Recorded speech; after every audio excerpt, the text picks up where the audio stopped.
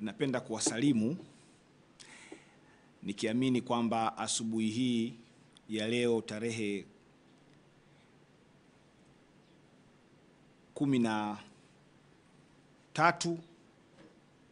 14 ya mwezi wa 8 mwaka 2026 tumejaliwa uhai na Mwenyezi Mungu kuweza kuamka tukiwa salama na kuendelea na majukumu yetu popote pale mlipo.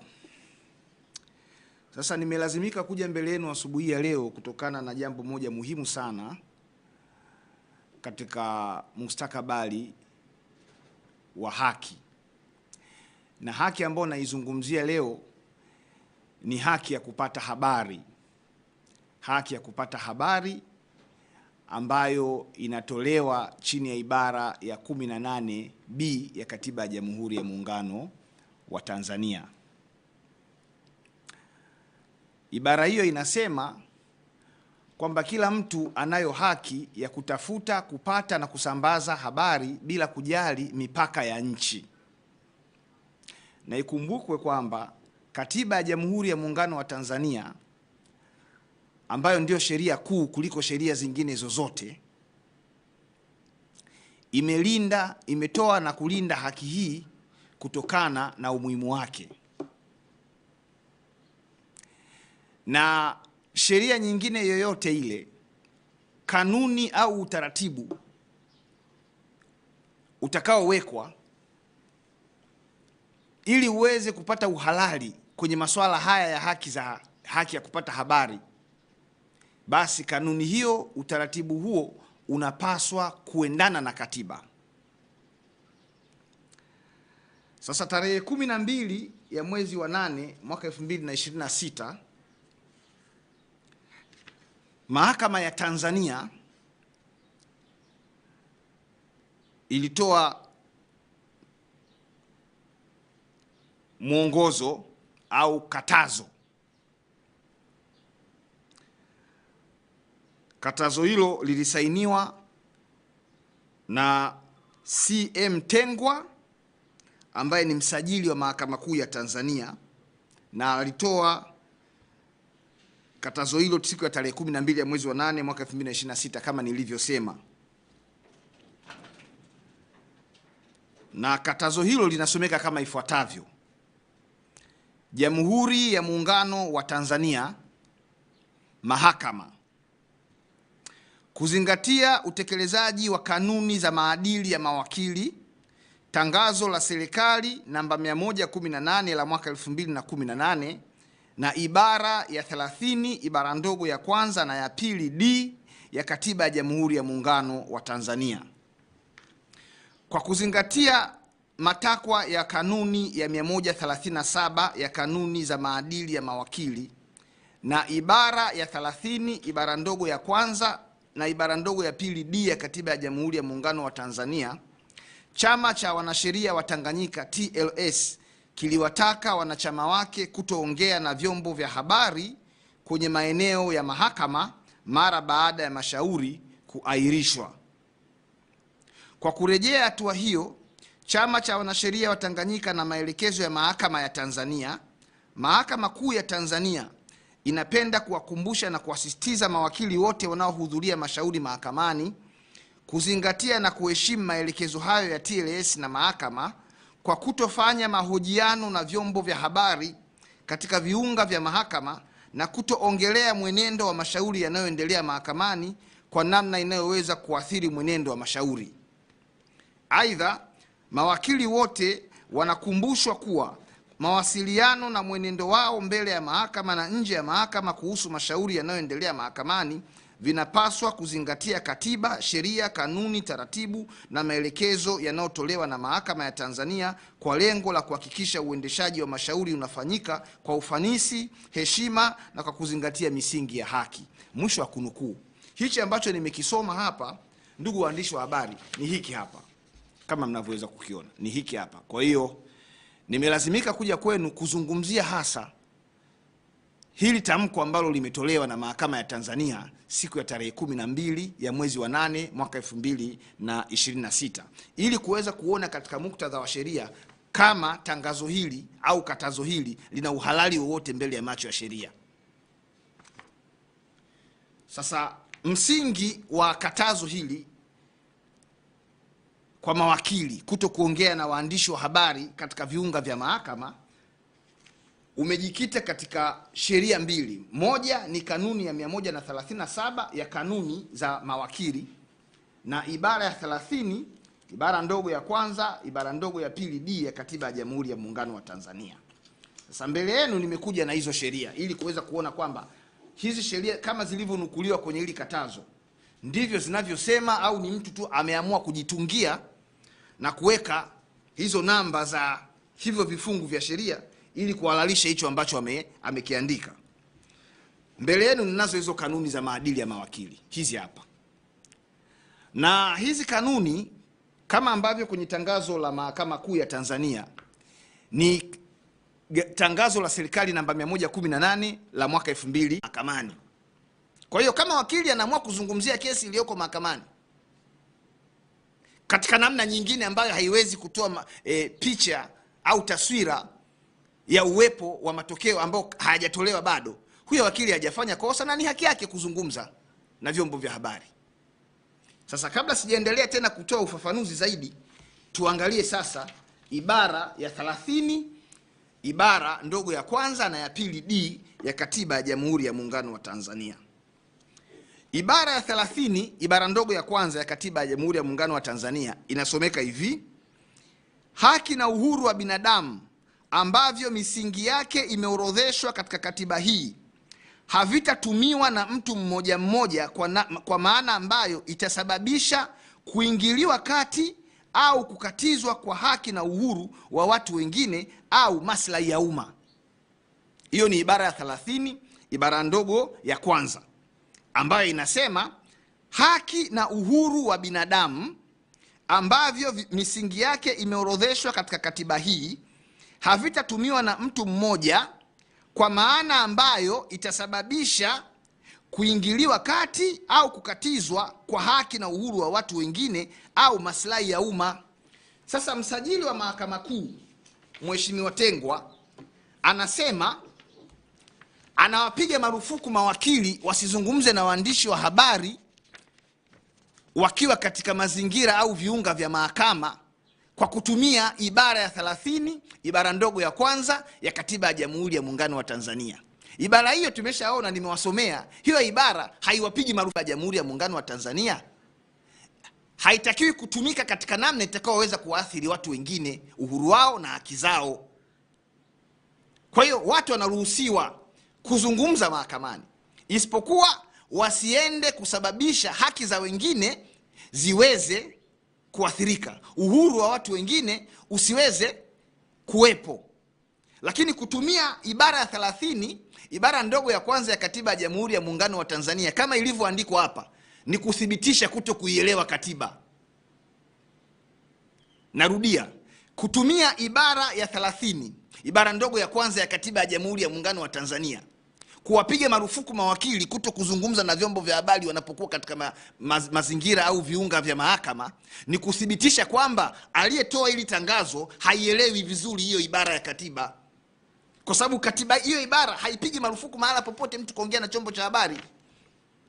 Kwa sababu ibara ya 18 B ya Katiba ya Tanzania inasema mtu anayo haki ya kupata, kutoa na kutafuta habari bila kujali mipaka ya nchi. Unapowaambia watakapokuwa mahakamani wasizungumze na waandishi wa habari, maana yake tayari umeshaweka mpaka kwamba haki yako ambayo inapatikana katika ibara ya 18 B ya Katiba ya Jamhuri ya Muungano wa Tanzania mwisho wake ni kwenye geti la mahakama kwenda mbele. Mahakamani utakiwi kutafuta hiyo habari.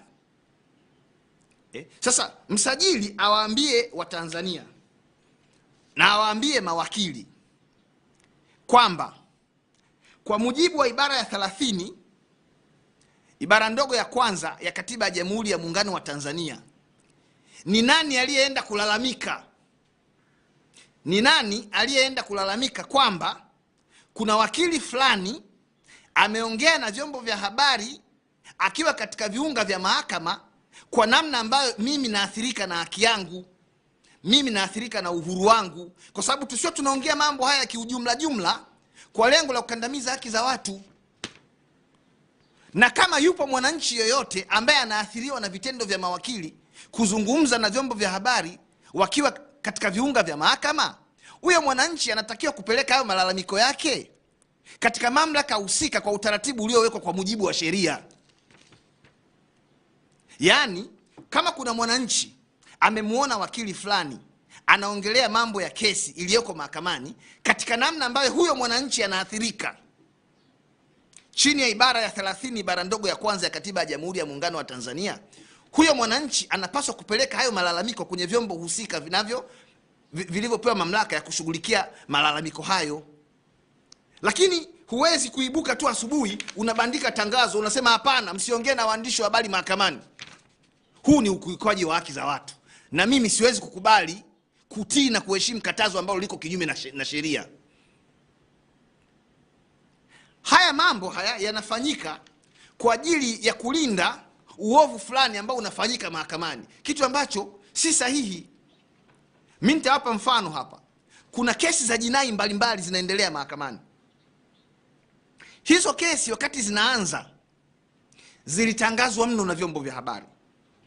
Kwa mfano, kesi za uhujumu uchumi. Kuna kesi ya Wendy William Ishengoma iko mahakama kuu ya Tanzania division ya rushwa na uhujumu uchumi. Ni kesi ya uhujumu uchumi namba 4521 ya mwaka 2026. Hiyo kesi inafuatiliwa na watu wengi sana kutokana na namna ilivyotangazwa wakati Wendy na wenzake wanakamatwa. Lakini kesi inaendelea mahakamani sasa hivi, upande wa jamhuri hawataki kesi itangazwe. Kesi za jinai zote kwa mujibu wa kifungu cha 192 kifungu kidogo cha kwanza cha sheria ya mwenendo wa makosa ya jinai ambao ni sura 20 ya sheria za Tanzania, kesi hizo zinapaswa kufanyika kwenye mahakama ya wazi, sio siri. Uchawi peke yake ndio unatakiwa kufanyika kwa siri wakati wengine wamelala usiku, lakini sio kesi za uhujumu uchumi, sio kesi za jinai. Kwa hiyo jamii inaruhusiwa kufuatilia kesi ya Wendy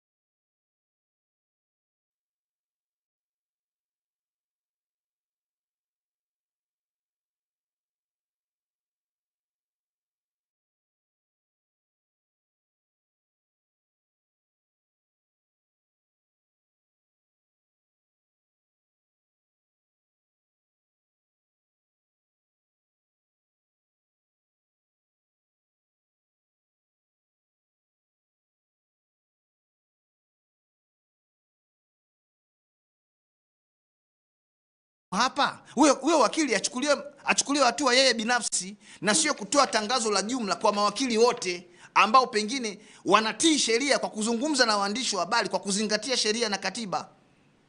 Hili katazo limekaa kiujumla. Hili katazo ni batili, liko kinyume cha sheria, kwa sababu sheria zilizonukuliwa kwenye katazo hili ni sheria ambazo zinazungumza mambo mengine tofauti kabisa na hichi kilichozungumzwa hapa.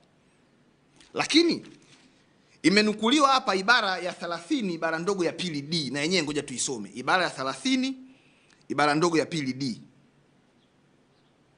Ibara ya 30 ibara ndogo ya pili inasomeka hivi: ifahamike kwamba masharti yaliyomo katika sehemu hii ya katiba hii yanayofafanua misingi ya haki, uhuru na wajibu wa binadamu hayaharamishi sheria yoyote iliyotungwa wala kuzuia sheria yoyote kutungwa au jambo lolote halali kufanywa kwa mujibu wa sheria hiyo kwa ajili ya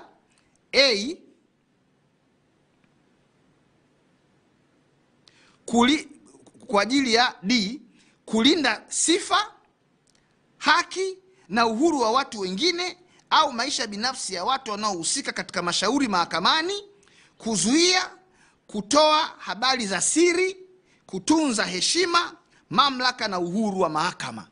Ndio ibara ya 30 ibara ndogo ya pili D inavyosema, kwamba haijapiga marufuku wakili kuzungumza na waandishi wa habari mahakamani, lakini imesema huyo wakili atakapozungumza mahakamani na waandishi wa habari, kwa kutumia ibara ya 18B ya Katiba ya Jamhuri ya Muungano wa Tanzania ajue kwamba haki hiyo inaweza tu ikavunjwa kwa maslahi au kwa lengo la kulinda sifa, haki na uhuru wa watu wengine au maisha binafsi ya watu wanaohusika katika mashauri mahakamani, kuzuia kutoa habari za siri, kutunza heshima, mamlaka na uhuru wa mahakama.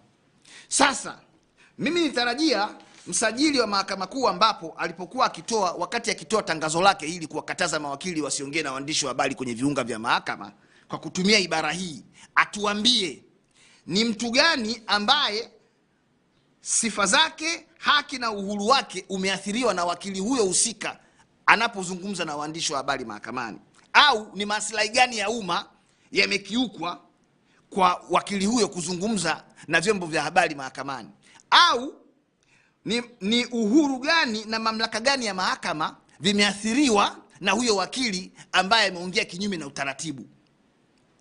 Kwa hiyo mahakama yenyewe haiwezi kuwa mlalamikaji na mtoaji wa hukumu kwenye mambo ambayo yenyewe haihusiki.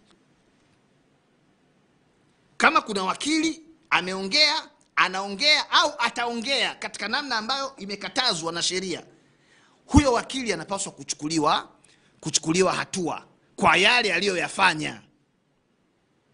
Mimi na uhakika mpaka sasa hivi hakuna mtu yeyote ambaye amelalamika kwenye kesi husika kwamba uhuru wake na haki yake imeathiriwa kwa wakili fulani kuzungumza na vyombo vya habari akiwa katika viunga vya mahakama za Tanzania. Kwa hiyo mimi natoa wito kwa Mheshimiwa Jaji Mkuu, haya mambo haya ya kutaka kufanya haki iwe inafanyika kwa siri yanaweza yakalipeleka taifa pabaya, kwa sababu kuna kanuni ya msingi kabisa ambayo inasema haki haipaswi tu kutendeka, inapaswa kuonekana inatendeka. Sasa itaonekanaje kama waandishi wa habari hawezi kupata hizo habari za mambo yanayoendelea mahakamani? Tunaficha nini mahakamani? Tunaficha nini? Lakini haiwezi ikawa ni kosa tu kwa mawakili kuzungumza na waandishi wa habari katika namna ambayo inaweza kaathiri haki, wakati ambapo kuna wadau wengine katika mnyororo wa utoaji wa haki wanazungumza na vyombo vya habari kwa mambo ambayo yanahusu haki za watu, na mahakama haitoi makatazo kama haya. Kwa sababu mahakama kwa mujibu wa ibara 107A kubwa, ibara ndogo ya kwanza ya Katiba ya Tanzania, mahakama ndio mlinzi wa haki, custodian of justice. Tawapa mfano hapa. Kila mtu chini ya ibara ya 13 ibara ndogo ya 6B ya Katiba ya Tanzania anahesabika hana hatia mpaka pale atakapotiwa hatiani kwa taratibu ambazo zimewekwa kwa mujibu wa sheria. Lakini ni mara nyingi tumezoea kuwaona makamanda wa polisi wa mikoa mbalimbali wanawakamata watu, wanawaleta mbele ya kamera za vyombo vya habari na wanautangazia umma kwamba wamekamata wahalifu, wakati watu hao bado hata hawajafikishwa mahakamani, na kesi za jinai msingi wake ni unaanzia polisi. Mahakama haioni kama hiyo ni kasoro. Yani mtu anakamatwa ni very innocent, analetwa kwenye kamera, kamanda wa polisi anatuambia tumekamata majambazi haya hapa. Hiyo kauli ya huyo kamanda kusema wamekamata majambazi tayari inaathiri mwenendo wa kesi itakao kwenda kufunguliwa mahakamani, kwa sababu tayari mahakama, kama kweli mahakama wewe inaangaliaga vyombo vya habari, itakuwa imetengeneza picha kichwani kwamba hawa tayari ni majambazi kwa sababu kamanda fulani wa polisi wa mkoa fulani ameshawaita hawa ni majambazi. Kwa hiyo kama tunataka kulinda uhuru wa mahakama, kama tunataka kulinda mienendo ya kesi zinazoendelea mahakamani, tabia hii isipigwe marufuku kwa mawakili tu. Kama itakuwa kweli ni sahihi kufanya hivyo, tupige marufuku na mapolisi wasio wanaongelea mambo hayo ya kuwaita watu ni wahalifu wakati ambapo watu hao bado ni watuhumiwa tu, na kwamba mashtaka yao yanapaswa kupelekwa mahakamani ili mahakama ndio iende kaone kama watu ni majambazi kweli au sio. Hii tabia inakera sana.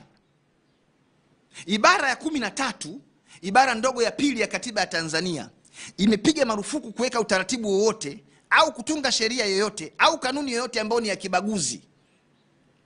Huu utaratibu ambao msajili wa mahakama amekuja nao ni utaratibu wa kibaguzi huu, kwamba kwenye mnyororo wa haki ambao mawakili ni sehemu ya mnyororo huo ndio wanapigwa marufuku kuongea na vyombo vya habari.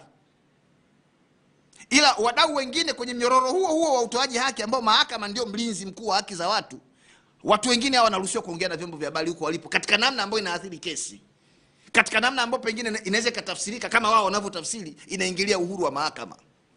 Mahakama inapaswa kuwa refarii kwenye mashauri yaliyoko mahakamani. Na mimi nadhani hasa katika mashauri ya jinai ambao tuna uzoefu kabisa wa watu kubambikiziwa kesi. Zipo kesi hapa na Rais Samia Suluhu Hassan ni shahidi wa hili na amekuwa akilikemea watu wasibambikiziwe kesi. DPP anapeleka kesi anawabambikizia watu. Alafu kesi zikifika mahakamani zikianza kulipotiwa kwenye vyombo vya habari, wanaanza kutafuta visingizio kwamba watu wasiongee na vyombo vya habari. Kama ambavyo watu walifahamishwa mwanzoni kabisa wa mchakato wa mashtaka wa kesi fulani ambayo iko mahakamani leo kupitia makamanda wa polisi, jamii inayo haki ya kujua muendelezo wa hizo tuhuma. Mnasema Wendi katakatisha fedha, kaiba hela sijui nani. Mnapeleka kesi mahakamani. Mahakamani kule mnataka tufanye kesi kama vile wale wachawi ambao huwa wanawanga usiku wakati watu wengine wamelala. Hilo jambo halikubaliki. Kesi za jinai zinapaswa kuendeshwa hadharani, watu waje waone. Si umepeleka kesi mwenyewe bana, kwani kuna mtu alikulazimisha umshtaki mtu? Lakini hivi vifungu vya sheria vilivyonukuliwa hapa kwamba ndio msingi wa katazo hili na vifungu hivyo vinatoa uhalali kwa katazo hili kuonekana kwamba ni jambo halali. Hivi vifungu havizungumzi hayo mambo. Kwa hiyo watu wache na uhuru wetu wa kuzungumza na vyombo vya habari, na itakapotokea mimi au mtu mwingine ambaye anataka kuzungumza na waandishi wa habari kafanya kosa, huyo mtu ashtakiwe. Kamati ya maadili ipo. Mimi mwenyewe nimeshawahi kumpeleka jaji kwa utovu wa nidhamu, kwa utovu wa maadili. Jaji nimempeleka jaji mahakamani kwenye kamati ya maadili ya majaji kwa kutokuwa na nidhamu huyo jaji, na kumbukumbu zipo. Kwa hiyo hii katazo kuwakumbusha kila siku mawakili kama vile mawakili ndio hawana maadili, hili ni jambo pia ambalo halikubaliki. Swala la maadili katika utoaji wa haki linapaswa kuzingatiwa na wadau wote: majaji, wasajili, mahakimu, mawakili wa kujitegemea, mawakili wa serikali, mapolisi, askari magereza, waandishi wa habari na mtu mwingine yeyote yule ambaye anahusika kwenye masuala haya ya utoaji haki za watu. Lakini utaona msisitizo kila siku unawekwa kwa mawakili wa kujitegemea. Hivi niwaulize swali ndugu zangu wa Tanzania, kubambikizia kesi mtu ni maadili hayo? Hakimu kupokea rushwa ni maadili hayo? Jaji kumfokea wakili mahakamani na kumuita majina sijui harakati vitu gani ni maadili hayo? Swala la maadili ni mtambuka, linamgusa kila mdau anayehusika kwenye utawala wa sheria. Na mimi sioni namna yoyote ile ambayo mahakama inaathirika kwa watu kuzungumza mambo yanayoendelea mahakamani. Ndio maana mahakama yenyewe ina TV yake, online TV. Inayo mahakama hiyo TV kwamba habalisha watu mambo yanayoendelea mahakamani. Sasa haiwezi ikawa ni halali mahakama kuwa na TV yake inawahabalisha watu mambo ambayo yanatokea mahakamani, lakini habari mtindo huo ukitumika kwa ajili ya kesi na hasa zile zinazomhusu DPP, ndio inaonekana ni kosa. DPP anao wajibu wa kuthibitisha mashtaka ya jinai mahakamani dhidi ya nao washtaki, tena kwa kiwango ambacho hakiachi shaka. Kwa kiwango ambacho hakiachi shaka.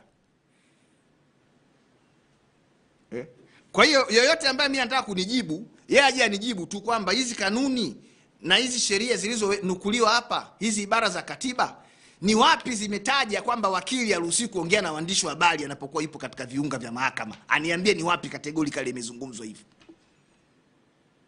Lakini vinginevyo mimi naona ni kama kutaka tu kushusha heshima ya mahakama, ionekane mahakama yenyewe inacheza mziki wa wale wasiotaka haki. Ibara ya 18B ya katiba ya Tanzania imetoa mamlaka na haki kwa watu wote kutafuta habari, kupata habari na kutoa habari, hata kama ni za mahakamani, hata kama ni za Ikulu, hata kama ni za bungeni, hata kama ni za chuoni. Watu watafute habari watoe. Na kwa kuheshimu takwa hilo la kikatiba, ndio maana serikali ikaanzisha mahususi kabisa Wizara ya Habari. Wizara ya Habari kwa ajili ya kuwezesha takwa hili la kikatiba liweze kutekelezeka kwa ufanisi mkubwa. Yaani ukisoma hili tangazo unaona kabisa hili tangazo limewalenga watu fulani ambao ni wazungumzaji wazuri sana kwenye vyombo vya habari, na limelenga kudhibiti, kufichua udhaifu wa hicho kinachoitwaga ni kesi ziko mahakamani, wakati kesi zenyewe kimsingi hazithibitiki huko mahakamani. Nyie wenyewe ni mashahidi hapa. Freeman Mbowe si aliambiwa ni gaidi? Hiyo kesi ilithibitika. Lakini katika kutekeleza hayo matakwa hayo ya ibara ya 18D ya katiba ya Tanzania, Mahakama Kuu ya Tanzania ambayo leo inatoa hili tangazo, Mahakama Kuu ya Tanzania, kwa sababu Mahakama Kuu ya Tanzania ni moja tu, imeundwa chini ya ibara ya 108 ya katiba ya Tanzania. Mahakama Kuu ya Tanzania kwenye kesi ya Jamhuri dhidi ya Freeman Mbowe, Jamhuri dhidi ya Freeman Mbowe, Mahakama Kuu ya Tanzania chini ya jaji wakati huo Dr. Mustafa Siani iliruhusu mwenendo wa kesi ya Freeman Mbowe utolewe mubashara na vyombo vya habari.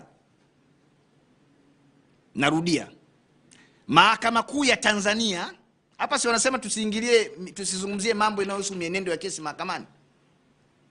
Mahakama Kuu ya Tanzania kwenye kesi ya Jamhuri dhidi ya Freeman Aikaeli Mbowe, Jaji Mustafa Siani aliruhusu vyombo vya habari na mitandao ya kijamii virushe mubashara kesi hiyo, na ilifanyika hivyo. Leo unakuja kutuambia tusiongee na waandishi wa habari mambo yanayohusu mahakama, haki za watu. Mtu anashtakiwa kwa makosa makubwa kabisa ambayo hayana dhamana, amekaa magereza miaka 10, miaka 8, miaka 20, amezalia jela. Hutaki watu wajue kwa kulinda udhaifu wanaoendesha mashtaka. Sisi tutazungumza hii mambo ndani ya mahakama na nje ya mahakama, tutazungumza. Na tuko tayari kwa hatua zozote zile ambazo mahakama itaona inafaa kuzichukua dhidi yetu, ichukue hizo hatua. Sisi tunasimama na wananchi. Wananchi wana haki ya kujua hayo mashtaka, hizo kesi zinaendeshwaje. Lakini ibara 107B kubwa ya katiba ya Tanzania imeitaka mahakama inapoendesha shughuli zake za utoaji haki isizingatie mitandao ya kijamii, izingatie katiba na sheria. Jaji au hakimu anapata wapi muda wa kwenda kuangalia mitandao ya kijamii wakati kesi zinaendelea mahakamani? Ndio maana ukisoma vizuri sheria hizi zilizonukuliwa hapa, zinatoa nafasi kwa mtu yoyote kama anaona anaathirika na vitendo vya wakili yoyote, apeleke malalamiko hayo kwenye mamlaka ambazo zimeanzishwa kisheria ili haki yake iweze kupatikana. Haijawahi kutokea jaji yuko mahakamani alafu jaji huyo akajua yanayoendelea kwenye mtandao. Basi atakuwa azingatii matakwa ya sheria. Hakimu yuko mahakamani anasikiliza kesi, kumbe wakati huo anasikiliza mtandaoni wanazungumza nini, au chombo gani cha habari kinazungumza nini. Hilo ni jambo ambalo limepigwa marufuku na ibara 107B kubwa ya katiba ya Jamhuri ya Muungano wa Tanzania. Mahakama ijikite kwenye yale ambayo yako ndani ya mamlaka yake. Mambo hayo ni ya utoaji haki, kulinda haki za watu. Ni jambo ambalo linatia huruma sana, yani huruma mno. Watu walitarajia kwamba mahakamani ndio sehemu sasa wajiachie, wapate haki, kujua yanayoendelea. Wewe hata ukiongea maneno gani, jaji asikie hayo maneno. Jaji yuko mahakamani, yeye anaangalia katiba, anaangalia sheria. Hakuna namna unaweza kumshawishi jaji kupitia chombo cha habari ili aweze kumfunga au kumwachia mtu. Hakuna namna hiyo. Hata huyo jaji amekatazwa kufanya hivyo. Kwa hiyo unaposema kwamba unaingilia uhuru wa mahakama kwa kuongea na chombo cha habari kesi iliyoko mahakamani, mimi nadhani ni tafsiri potofu. Ni tafsiri potofu kwa sababu huyo jaji wala hajui yuko nyewe mnaongea nini. Na wala mimi sijawahi kuona tangu nimezaliwa. Tangu nimezaliwa sijawahi kuona hukumu yoyote ya mahakama inayosema kwamba huyu mtu anafungwa kutokana na gazeti fulani liliandika habari fulani, jaji akashawishika. Lakini ili kuthibitisha hadi ninayosema, sisi mawakili tunapokuwa tuko mahakamani, wakili ukisimama ukaiomba mahakama ikupe jambo fulani, ikupe haki fulani, usipotaja kifungu cha sheria, mahakama haiwezi kukupa hicho unachokiomba. Kwa hiyo kumbe tunakubaliana hapa kwamba mahakama ili iweze kutenda haki inategemea na sheria ambayo wewe muombaji unaitumia kuiomba mahakama ikupe hiyo haki. Sasa chombo cha habari sio kifungu cha sheria. Mtandao wa Twitter, sijui mtandao wa Instagram, mtandao wa Facebook, sio kifungu cha sheria ambacho jaji anapaswa kukizingatia kutoa haki. Kwa unapotuambia kwamba tukiongea na vyombo vya habari eti inamuathiri jaji kule kwenye kutoa maamuzi, jaji wala hayupo kwenye hiyo mitandao. Hayupo. Mimi sijawahi kumuona jaji yote yuko mtandaoni. Sijawahi kumuona jaji yote yuko mtandaoni, wala mimi sijawahi kumuona jaji yote anaandika hukumu kwa kuzingatia gazeti la Mwananchi au la Nipashe. Sijawahi kumuona jaji anaandika hukumu kwa kuzingatia taarifa ya habari ya ITV au Azam. Sijawahi. Hukumu zote ambazo mimi nazisoma, na ndivyo inavyopaswa kuwa, ni majaji na mahakimu kutoa hukumu hizo kwa kuzingatia katiba na sheria. Kwa hiyo kwa kuzungumza haya, ninaamini kabisa mahakama itaelewa, na yeyote ambaye anataka kuitumia mahakama kuzuia haki za watu wengine akome, aache hayo mambo. Tukutane mahakamani, tuendeshe kesi, na hizo kesi hazijaanza leo kuripotiwa na vyombo vya habari. Nimetoa mfano hapa, kesi ya Freeman Mbowe. Lakini kuna kesi ya Tundu Antipas Lissu pale, Jamhuri dhidi ya Tundu Antipas Lissu. Kesi hiyo inarushwa mitandaoni. Huwezi kusikia watu wanalalamika. Huwezi kusikia watu wanalalamika. Watu wajue si makesi makubwa mnataka nyewe wenyewe, na mmenyima dhamana kwa watu kupata dhamana wanapokuwa wameshtakiwa na hizo kesi. Mnaogopa nini? Mnaogopa aibu. Kama mnaogopa aibu ya kwamba watu wasijue kinachoendelea mahakamani, msiwabambikizie watu kesi. Msiwabambikizie watu kesi. Lakini kwenye kesi za jinai ikumbukwe tu kwamba na izingatiwe kifungu cha 192 kifungu kidogo cha kwanza cha sheria ya mwenendo wa makosa ya jinai kinasema kesi zote za jinai zinapaswa kuendeshwa kwenye mahakama ya wazi. Na mimi mara kadhaa nimekuwa nikisema kwamba kesi hizi kubwa kubwa, kwa nini zisiwe zinaendeshwa pale kwenye uwanja wa Uhuru? Alafu watu wakaingia bure kuja kusikiliza, waone huyo muhaini ni nani, alifanyaje huo uhaini. Ndio maslahi ya umma yanalindwa kwa namna hiyo. Maslahi ya umma hayalindwi kwa kuzuia watu kutokuongea na waandishi wa habari. Na msajili wa mahakama kuu kama yeye anaamini, kama anaamini msajili wa mahakama kuu kwamba anaathirika kwa mimi kuongea na waandishi wa habari pale mahakamani, anipeleke kamati ya maadili ya mawakili akanishtaki huko. Na sisi hatutegemei uwakili kupigania haki za watu. Sisi tumeteseka sana. Mimi nimekaa gerezani miaka 2 kwa kesi ya uongo. Uongo kabisa ambao ulikuja kudhibitika mahakamani. Sasa kama mimi wakili naweza nikashtakiwa kwa kesi ya uongo nikateseka magereza miaka 2, wewe mtu ambaye sio wakili ambaye hujui sheria, unadhani hawa wanaweza wakakutendea au wakakulindia haki yako kwa namna gani? Haya mambo yanakera sana. Huyu anayetoa hili tangazo, mwanae hajawahi kushtakiwa, mwanae hajawahi kuwekwa jela, yeye mwenyewe hajawahi kushtakiwa, wala mkewe wala nani. Ndio maana wanaona kila kitu tunachokifanya sisi ni harakati. Sisi hatutaki mabaya ambayo tumefanyiwa na mfumo huu wa utoaji haki ya wakute watu wengine, na hasa wasiokuwa na sauti. Ndio maana sisi tumejitolea kuwa sadaka na sauti ya watu wengine, kuongea na waandishi wa habari. Kesi ikiisha, kwanza anayepaswa kulalamika ni mwenye kesi kwa mujibu wa kanuni, kama itaonekana anayeongea ameathiri haki za huyo mwenye hiyo kesi. Na tunatarajia huyo mlalamikaji mwisho wa siku malalamiko yake yaje mahakamani. Sasa kama tayari mahakama imeshachukua upande, hiyo mahakama kesho inawezaje kutenda haki kama kuna mtu ataamua kupeleka malalamiko kwa hichi ambacho kinazungumzwa hapa? Kwa hiyo mahakama kuna haja wakati wote kubaki kama referee, isiwe na upande. Anayeathirika na hivi vitendo vya waandishi wa habari kuripoti hizi kesi, aende akapeleke kesi kunakohusika. Tutaenda kupambana huko, tutajuana huko. Hamtaki kesi? Wenzetu Kenya kesi zote zinaendeshwa mubashara, sio klipu. Jambo TV warushe klipu, mubashara kesi inaonyeshwa hadharani. Nyie hapa kuonyesha kesi hadharani imekuwa ni siri. Tuliwahi sisi kuwa na utaratibu kwenye muhimili wa bunge. Bunge live, watu wanaona bunge linafanya kazi zake namna gani. Bunge chombo cha wananchi. Bunge ni muhimili wa dola. Mahakama nao ni muhimili wa dola, inapaswa kuiga kinachofanyika bungeni. Bunge live. Lakini haya yanayofanyika, mimi naamini haya ni kulinda maslahi ya wakandamizaji haki. Mashtaki watu kwa uongo, mnashindwa kudhibitisha kesi zao, hamtaki mambo hayo ya ukandamizaji yajulikane, mnakuja kutoa makatazo ambayo hayafuati sheria wala hayafuati katiba. Kwa hiyo ninaamini kabisa kwa ujumbe huu, ili katazo litafutwa, mahakama itabaki kushughulika na masuala ambayo yanaihusu mahakama. Masuala ya maadili ya mawakili yana utaratibu wake wa kushughulikiwa, na bahati nzuri utaratibu huo umeainishwa kwenye hizi kanuni. Kwa hiyo sio kazi ya mahakama kwa ngazi ya msajili. Msajili wa mahakama kuu sio mamlaka ya maadili ya mawakili. Sio mamlaka ya maadili ya mawakili msajili wa mahakama kuu. Wala hapaswi kutoa ili tangazo kwa sababu yeye sio mamlaka ya maadili ya mawakili. Maadili ya mawakili yanasimamiwa na hizi kanuni ambazo kazinukuu.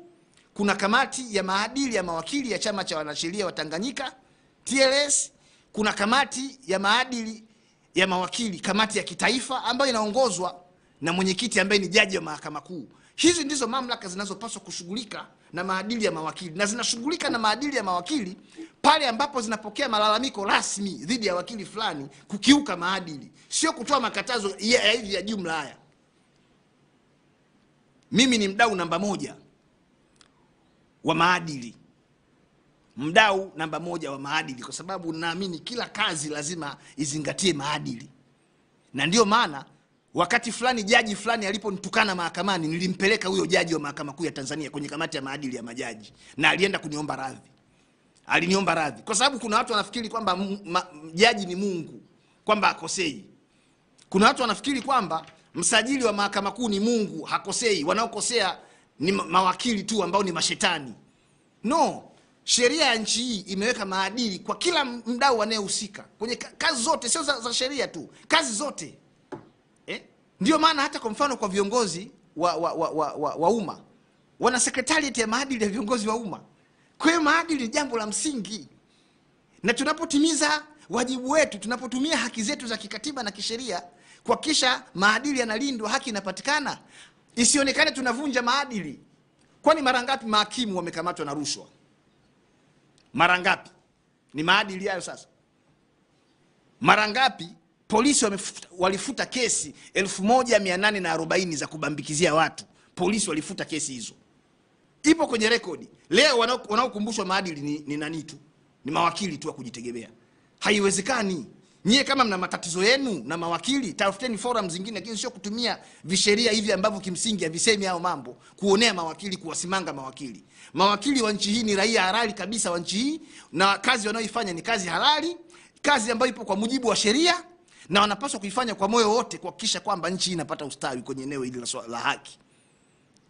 Baada ya kusema hayo, ndugu zangu waandishi wa habari, kama kuna jambo lolote pengine ambalo mnataka kulifahamu kwenye haya niliyoyazungumza, mnaweza mkaniuliza swali au ufafanuzi na nikaweza kulijibu kwa kadri ambavyo inatakiwa lijibiwe. Ndio. Swali la kwanza, katika tangazo hili la msajili tunahusisha pia chama cha mawakili TLS.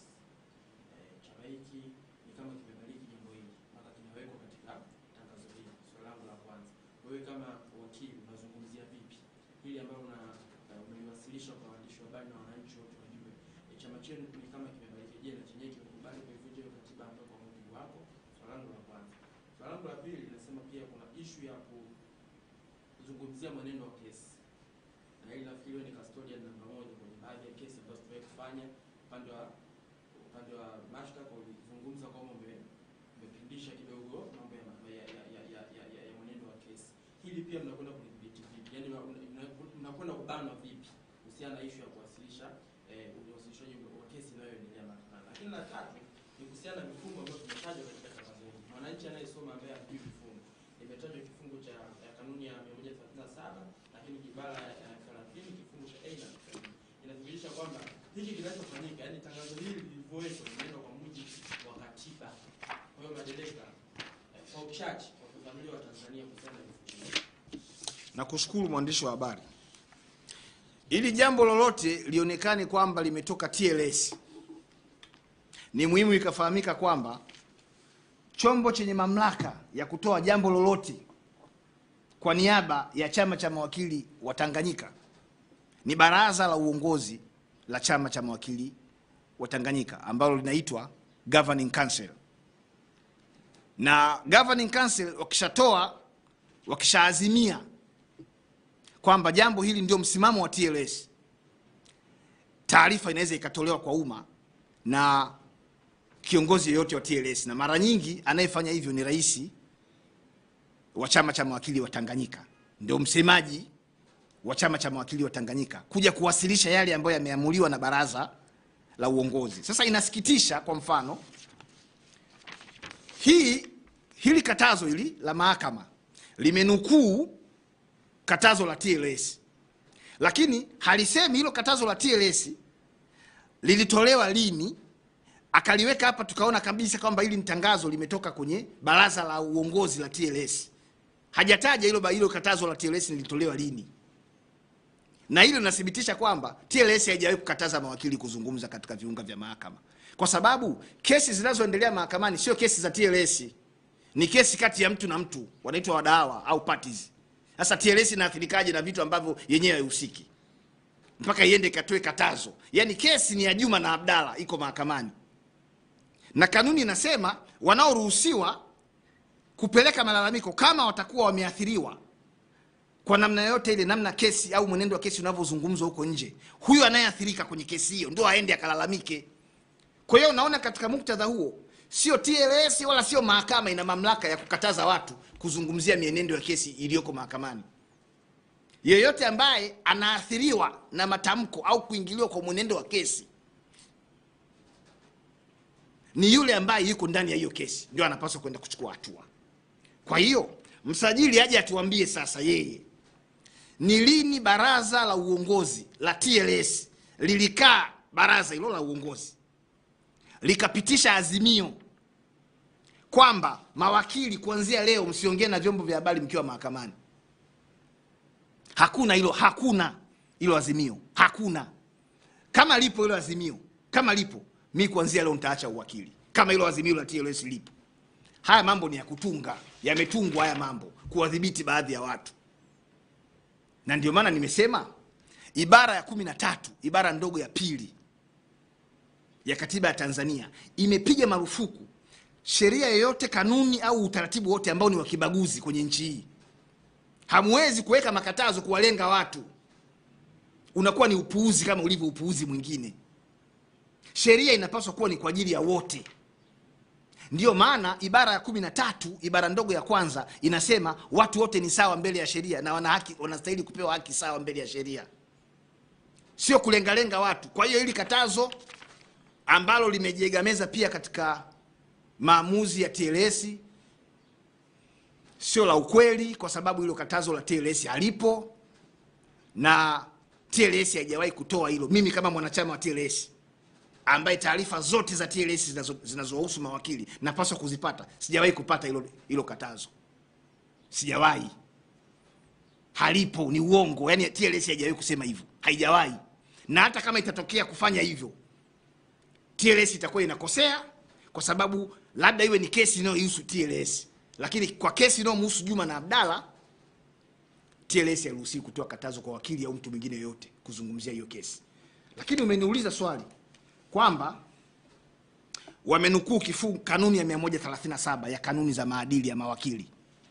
Naomba nirudie tena kukisoma na kukitafsiri kwa Kiswahili kisicho rasmi. Kanuni ya 137 inasema, an advocate shall not comment on a specific case that is pending before the court in a manner that prejudges the outcome of such case. Kwa maana nyingine, wakili haruhusiwi kutoa maoni kwenye kesi mahususi iliyoko mahakamani katika namna inayoweza kupelekea kujulikana kwa matokeo ya kesi husika. Kwa hiyo wakili unaruhusiwa kuongea, wewe ongea kuhusu kesi iliyoko mahakamani, ila matamshi yako yasipelekee kutoa tafsiri ya hukumu inayosubiriwa kutolewa na mahakama. Ongea kuhusu kesi, wewe iongee tu. Ilikuwaje, mwenendo wa kesi ongea. Kwa sababu mwenendo wa kesi ni matukio yote yanayotokea ndani ya mahakama. Ushahidi unaotolewa na shahidi unaruhusiwa kuripotiwa, kwa sababu wewe uweki maoni pale, unasema shahidi alichokisema. Na hicho hakipelekei mtu kujua kwamba uamuzi kwenye hakusaidii kulifanya katazo liwe halali. Vifungu vinavyonukuliwa hapa vitalifanya katazo liwe halali kama tu vifungu hivyo vinazungumza maudhui yote yaliyoko hapa. Sasa ukisoma sheria kama ninavyokusomea, haizungumzii kuwakataza mawakili kuongea na vyombo vya habari mahakamani. Kanuni ya 137 inazungumza wakili usiongelee mambo yaliyoko mahakamani kwa namna itakayopelekea matokeo kujulikana, hukumu kujulikana. Kwa hiyo kama unaongea kwa namna nyingine ambayo inaendelea kuficha hukumu, kila mtu asijue itakujaje, wewe ongea tu, hujakatazwa kwa mujibu wa kanuni hii. Wewe kamuulize huyu aliyeandika, nimekupa nakala, muulize hivi, hii kanuni ni wapi sasa imewakataza mawakili wasiongelee mahakamani? Wapi? Muulize, kanuni ni hii hapa. Hiyo ibara ya 30 hii hapa. Hii hapa ibara ya 30. Hii hapa iko wazi kabisa. Kamuulize ibara 30 si ndio hii? Haya, wapi mawakili wamekatazwa sasa kwenye hii ibara? Unajua kuna mambo mengine tusio tunapelekana tu kama vile hatuna uelewa. Ibara 30 hii hapa iko wazi, hii hapa. Haizungumzia hayo mambo yanayozungumzwa kwenye hili katazo, na naomba nirudie hili katazo ili uone kilichoandikwa hapa na kilichoandikwa hapa kama vinafanana. Kama havifanani, kunukuu kwa kisheria kule mahakamani tunasema ukinukuu kifungu katika mazingira yasiyohusika unasema wrong citation of the law. Wrong citation of the law. Amesema hivi, kwa kuzingatia matakwa ya kanuni ya 137. Hiyo kanuni nimeshawasomea. Za maadili ya mawakili na ibara ya 30, ibara ndogo ya kwanza na ibara ndogo ya pili D ya Katiba ya Jamhuri ya Muungano wa Tanzania. Chama cha Wanasheria wa Tanganyika TLS kiliwataka wanachama wake kutoongea na vyombo vya habari kwenye maeneo ya mahakama mara baada ya mashauri kuahirishwa. TLS haijawahi kufanya hivyo hata siku moja. TLS. Na rais wa TLS kama yuko hapa aje anikanushe. TLS haijawahi kukaa kama baraza la uongozi kutoa ili azimio, kwa sababu wanajua wao kama watu muhimu kabisa katika usimamiaji na utoaji haki hapa nchini hawawezi kwenda kutoa katazo linalokiuka sheria. TLS hawajawahi. Kwa hiyo huu ulioandikwa hapa ni uongo. Huu ni uongo. Ni uongo huu. Watuonyeshe TLS ilikaa lini kama governing council. Akaendelea kusema, kwa kurejea hatua hiyo ya chama cha wanasheria Tanganyika na maelekezo ya mahakama ya Tanzania, Mahakama Kuu ya Tanzania inapenda kuwakumbusha na kuwasisitiza mawakili wote wanaohudhuria mashauri mahakamani kuzingatia na kuheshimu maelekezo hayo ya TLS. Sikiliza, ibara ya 26 ya Katiba ya Tanzania inataka Watanzania wote waheshimu katiba na sheria za nchi, sio maelekezo ambayo hayapo mimi hamna mahala popote kwenye katiba nimetakiwa niheshimu maelekezo. Hakuna kwenye katiba hii ambayo natakiwa mimi kikatiba niheshimu maelekezo. Tena bahati mbaya maelekezo yenyewe ambayo yako kinyume na sheria. Kwa hiyo hatuwezi kuheshimu maelekezo ambayo hayatokani na sheria. Sisi tunaheshimu matakwa ya katiba na matakwa ya sheria, sio matakwa ya mahakama wala matakwa ya TLS ambayo hayatokani na sheria. Kwa hiyo kuziweka hizi sheria hapa kunathibitisha aliyeziweka hizi sheria kama akuzisoma vizuri, kama alizisoma vizuri basi akuzielewa. Hakuzielewa kabisa. Maana yake anaendelea kusema, kwa kuzingatia na kuheshimu maelekezo hayo ya TLS na mahakama, kwa kutokufanya mahojiano na vyombo vya habari katika viunga vya mahakama. Sasa nimekuonyesha hapa ibara za katiba, nimekuonyesha kanuni za maadili ya mawakili. Hakuna mahala popote wakili amekatazwa kuongea na chombo cha habari akiwa katika viunga vya mahakama. Hayo ni maoni ya aliyeandika ile tangazo, ni maoni yake binafsi. Maoni binafsi ya aliyeandika tangazo. Kwa sababu hizi sheria hazisemi hivyo. Akaendelea kusema katika na kutongelea mwenendo wa mashauri yanayoendelea mahakamani kwa namna inayoweza kuathiri mwenendo wa mashauri. Kanuni haijasema hivyo. Kanuni imesema kwa namna inayoweza kufanya hukumu ijulikane mapema. Kwa namna ambayo hukumu inaweza ikajulikana mapema. Kwa kumbe kinachozuiliwa kisijulikane mapema ni hukumu ya mahakama kwa kesi iliyoko mahakamani. Kwa hiyo kama unaongea na waandishi wa habari, wewe ongea nao tu. Ongea vyote unavyoweza kuongea. Isipokuwa tu kwa namna ambayo haitafanya hukumu ya kesi husika ijulikane mapema. Lakini hata ikitokea basi ukaongea kwa namna ambayo itafanya hukumu ijulikane mapema, utakuwa umevunja maadili wewe wakili, na unatakiwa kufikishwa kwenye kamati ya maadili ya mawakili, na sio kuzuia mawakili wengine wasizungumze na vyombo vya habari kwa namna ambayo imeelekezwa kwenye sheria. Kwa hiyo kama kuna wakili ataongea kinyume na hii kanuni, atakuwa kavunja maadili, na akivunja maadili, wakili huyo mmoja anachukuliwa yeye kama alivyo, anapelekwa kwenye kamati ya maadili.